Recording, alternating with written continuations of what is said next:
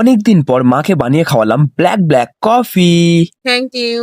High, আমি প্রীতম। ইতু পুজোর জন্য সকাল থেকে দোকানে খুব চাপ ছিল, সেই জন্য ব্লগ শুরু করছি। তখন বাজে দুপুর 2টো, আর দুপুরবেলা লাঞ্চ করার টাইমও হয়ে গেছিল, তাই দোকান থেকে এসে হাত ধুয়ে সঙ্গে সঙ্গে বসে পড়েছিলাম লাঞ্চ করতে। তারপর দুপুরে লাঞ্চ কমপ্লিট করে আবার দোকানে গিয়ে বসেছিলাম, আর মা আমাকে কয়েকটা ফল কেটে দিয়ে গেছিল। ফলগুলো খেয়ে নেওয়ার পর দোকানে আবার চাপ হয়ে গেছিল, তাই তোমাদের সাথে দেখা করছি একেবারে সন্ধ্যেবেলা দোকানের চাপটা একটু কমতে মা বললো খুব মাথা টিপটিপ করছে, একটু ব্ল্যাক কফি বানিয়ে আন। মাথা টিপটিপ করাটা স্বাভাবিক, কারণ সকাল থেকে দোকানে খুব চাপ ছিল, তাই মায়ের জন্য একটু স্পেশাল ভাবে ব্ল্যাক কফি বানালাম। Thank you.